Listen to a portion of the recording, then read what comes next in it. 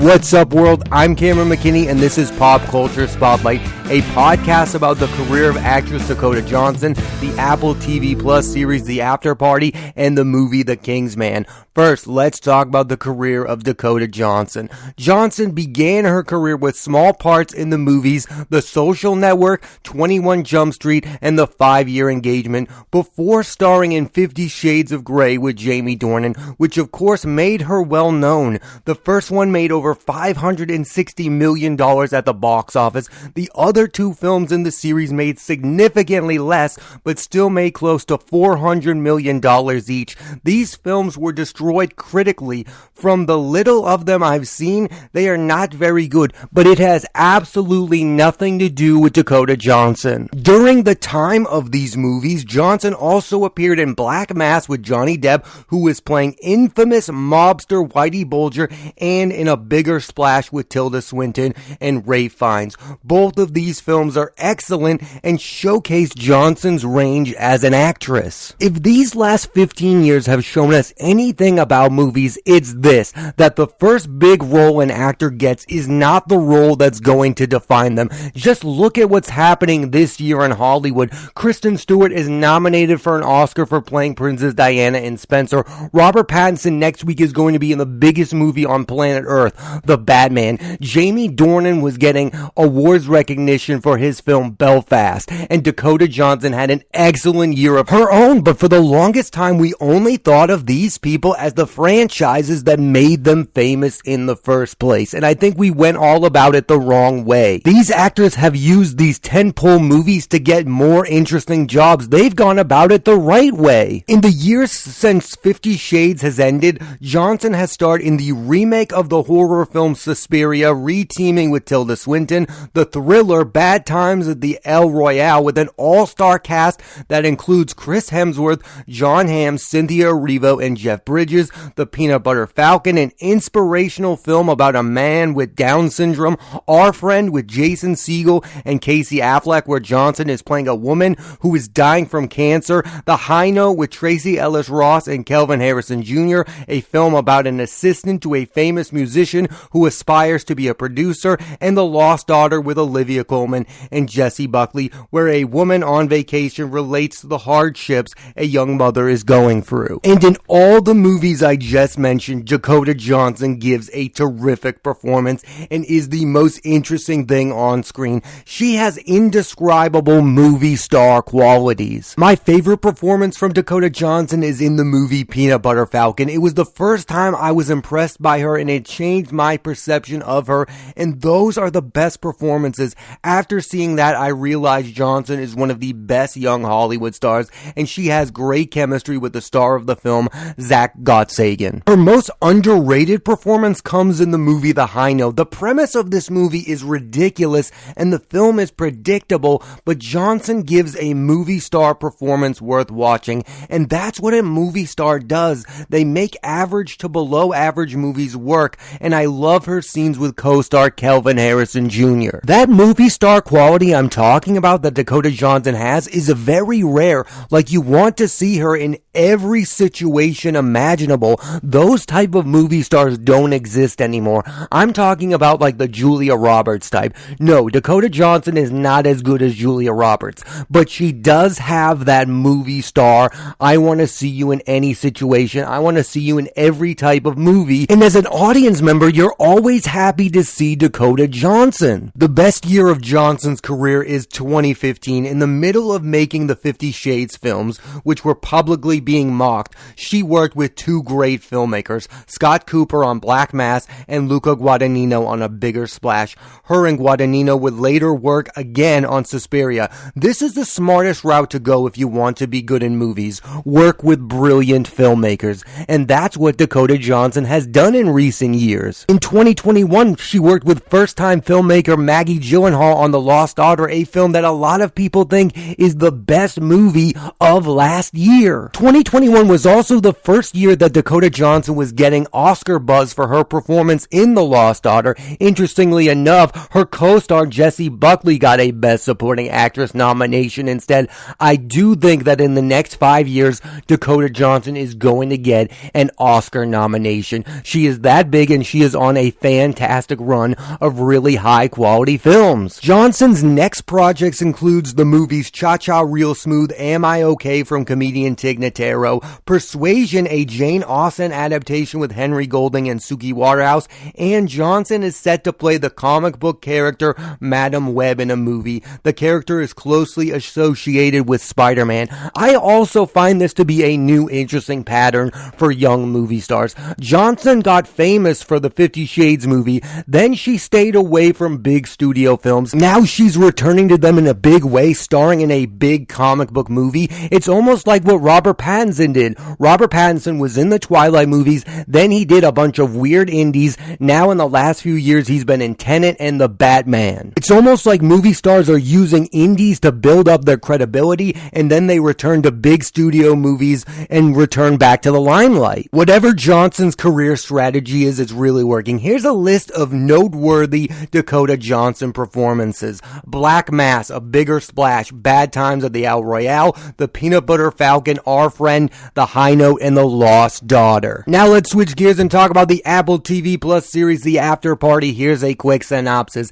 Xavier, a famous pop star, is killed during the after party of his high school reunion, and Detective Danner interrogates each of the guests to get their side of what happened. The show stars an all-star cast of comedic talent: Sam Richardson from Veep and Detroiters, Ben Schwartz from Parks and Rec, This Is Where I Leave You and Sonic the Hedgehog, Tiffany Haddish from Girls Trip and The Carmichael Show, Ike Barinholtz from Neighbors and Blockers, Zoe Chow from Love Life and The High Note, Alana Glazer from Broad City, John Early from Search Party, and Dave Franco from the 21 Jump Street films Warm Bodies and Neighbors. The creatives behind the show are Phil Lord and Chris Miller. Miller directed all the episodes. If you're a comedy fan, you know Lord and Miller. They've made the animated films Cloudy with a Chance of Meatballs, Lego Movie, and Spider-Man Into the Spider-Verse, the live-action comedies 21 and 22 Jump Street, and the television show The Last Man on Earth. They've never been a part of anything bad, and usually what they make is great. I really wish we got their version of the Han Solo movie. What's special about this particular show, The Afterparty, is that each episode focuses on one specific character, and each is a different genre. For instance, the Ben Schwartz episode is a musical, and the Zoe Chow episode is animated. You get to see how each of the characters view one another, and you get to see these great performers play in so many different tones. Lately, my favorite shows to watch are the ones that are hard to describe to other people. Like, if a show is so simple you can describe it in one sentence, I'm probably not a fan of that show. It's hard to describe The Afterparty. You just have to watch it and you have to enjoy it. Those are my favorite shows, the ones that are undescribably good, and that's what Lord and Miller do. They make undescribably great things. Like, you can't describe the Lego Movie to someone.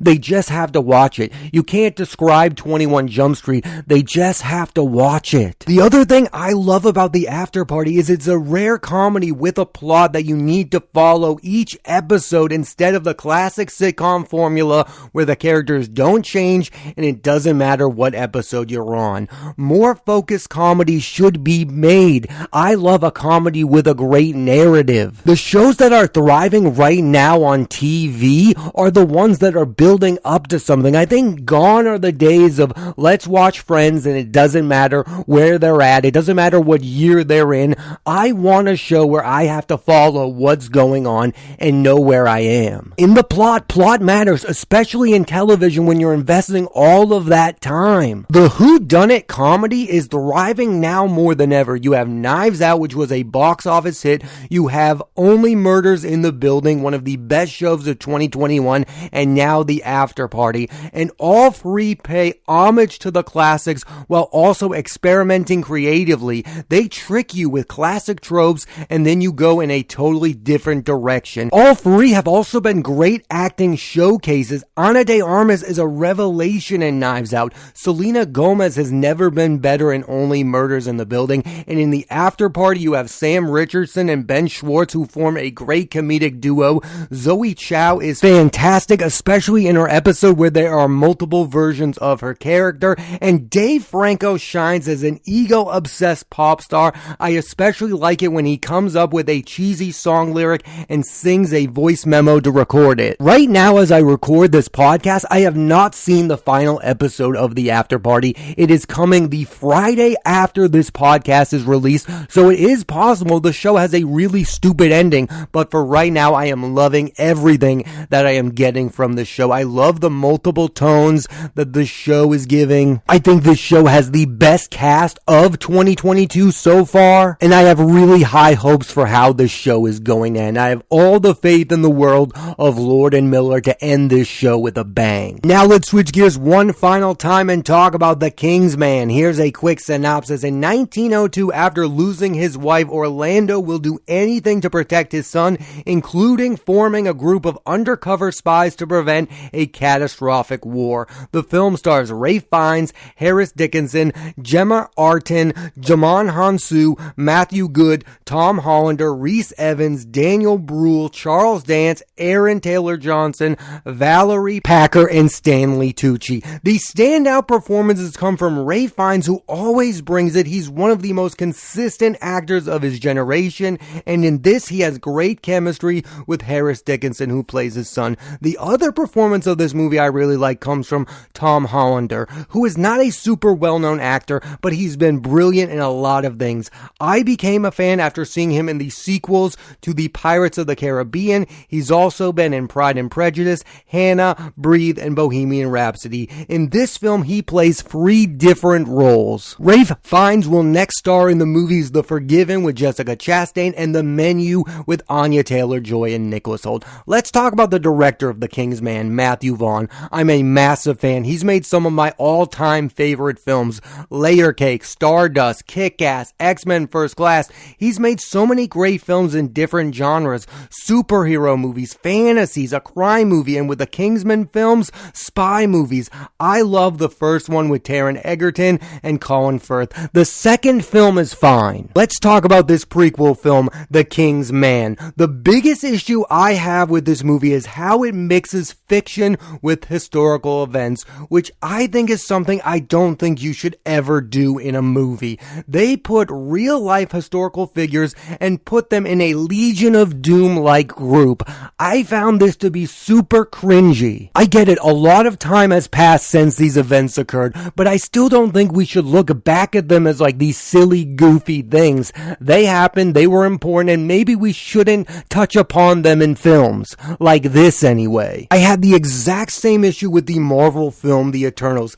Keep fiction and history separate. It also feels like Matthew Vaughn just wanted to make a movie about World War I, and he said to himself, listen, I have this hit franchise that everyone wants another movie to. I'll use this as a way to make my World War I movie, because this movie does not have the same tones of the other KingsMan movies at all. The other KingsMan movies are hilarious. They're almost Austin Powers in Britain type of films. The biggest thing that they are loads of fun. Like in those movies, you are getting ridiculously fun performances from Samuel L. Jackson, Taron Egerton, Colin Firth. In this movie, you are getting none of that. Ralph Fiennes is good in this movie, but his character is zero fun. The son is not having a good time. This movie is not a good time. It does not feel like a prequel to the other films. I'd rather Matthew Vaughn just give me his historically accurate World War I movie. I think that would have been more entertaining,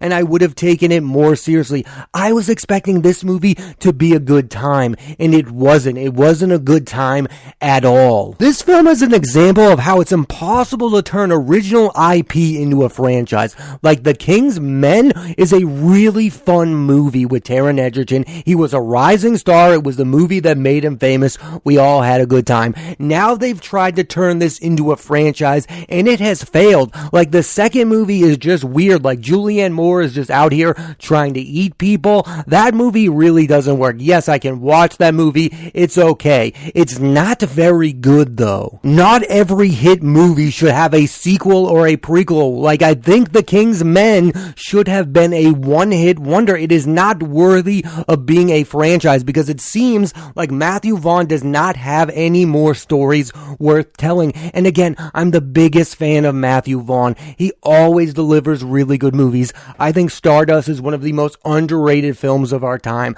Layer Cake made Daniel Craig a movie star. This guy is one of my favorite directors, but his sequel films just don't work. It does feel like most of his movies don't lend well towards sequels, like the Kick-Ass sequel, Kick-Ass 2, which had Jim Carrey. Now, Matthew Vaughn did not direct that film, but he did produce it, and the first Kick-Ass movie is so much fun. Nicolas Cage is just wild and out in that film, but the sequel is really, really bad. So maybe he shouldn't try to create sequels and prequels, and that's fine. Again, all of his other movies are terrific. Just don't make sequels and prequels because they haven't worked out thus far. I am super excited for Matthew Vaughn's next film, Argylle. It features an all-star cast led by Henry Cavill, and it too is a spy movie. Like, this guy is great at making a spy movie. Make a fun spy movie though. Like, The KingsMan is way too serious. It's not fun at all. Watch those first two Kingsman movie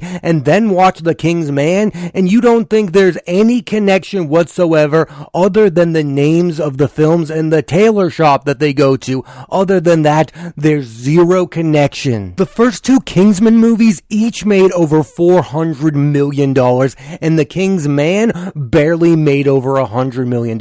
And I think, yes, there's a pandemic going on, but I think the biggest reason why those movies were hits and this one isn't is because of Taron Egerton. He has become synonymous with the franchise. I think one of the biggest mistakes of this movie is to not have him involved in any way whatsoever. I get it, it's a prequel. You want to see how we built the whole organization, but the audience doesn't care. The audience wants Taron Egerton because he's a young, viable movie star, and as great as Ralph Fiennes is as an actor, he's really not a great selling point for box office success. He's usually a role player in these type of movies, the Harry Potter films, the Bond movies. He's not selling the tickets. He's just the big bad guy or the mentor figure in those movies. Now you have him leading your franchise. I think this movie was a setup for failure. If this movie was the third film in the Kingsman franchise that starred Taron Egerton, it would have been a box office hit even during a pandemic. It would have made way more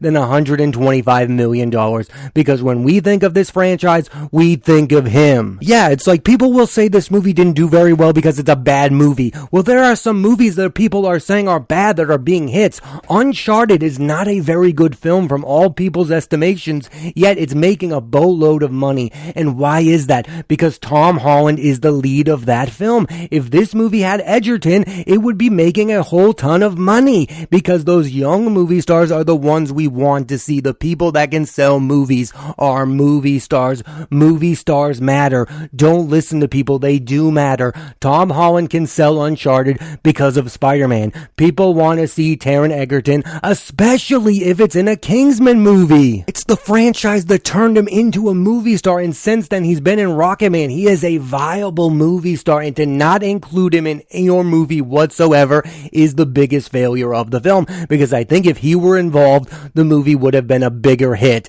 and because he's not, it's a box office failure. All in all, I think this should be the last movie that involves the Kingsman. Like, we've been there and done that. I don't need more movie stars in these movies. I think we've seen everywhere this franchise can go, and again, I don't even think it deserves to be a franchise, because really they've only made one really good to great movie out of it, and it's the first one. The movie should have been a one-hit wonder. Let it lie. It doesn't need to keep going. I have fear that Matthew Vaughn is going to have it keep going because he clearly thinks of this as his franchise. I think of it as a failed franchise. I find it really ironic, by the way, that the first Kingsman movie felt like a satire on spy movies, and now they're out here making The KingsMan, which takes itself way too seriously as a spy movie. Am I the only one who finds this ironic? Hopefully this is the sad ending to this franchise, because because I don't need it to keep going. I don't need it. I'll just keep watching the first one, which is endlessly fun and entertaining. The KingsMan, however,